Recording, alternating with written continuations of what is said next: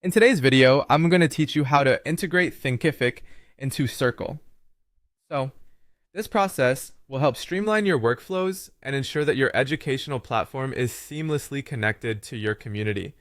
So, grab a cup of coffee and let's get started. First, you'll want to log into your Thinkific account. It's essential that you have access to the admin panel because this is where you'll find all the tools necessary for integration. Once you're logged in, take a look at the left sidebar where you'll see the option labeled Go to Market.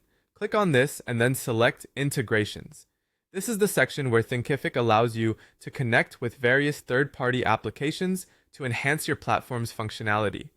Now, it's time to focus on connecting with Zapier, which acts as the bridge between Thinkific and Circle.so.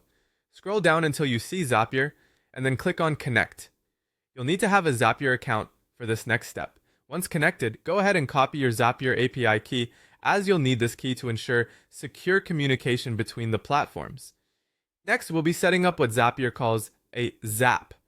This refers to a workflow or an automated task. Click on Create Zap, which is usually found on the main dashboard of your Zapier account.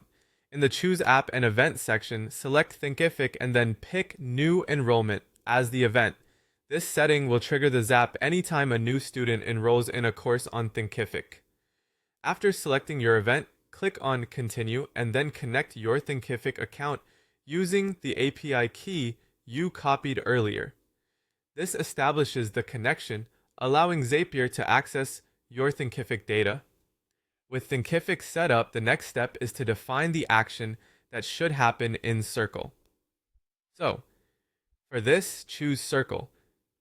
So as the action app, then select Add Member to Space or Plan. This means that whenever a new enrollment occurs in Thinkific, the corresponding member will be added to a designated space or plan in Circle. So, the integration is almost complete. Connect your Circle.so account within Zapier. You'll need to select the specific space or plan where new members should be added.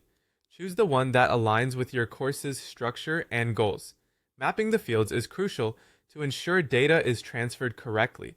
For example, map the student email in Thinkific to the Circle. So, member email field. Double-check these mappings to avoid any data inconsistencies. Finally, it's time to test your setup. Click on Test and Continue to make sure everything works as expected. If the test is successful, the last step is to click Turn on Zap. This activates your automation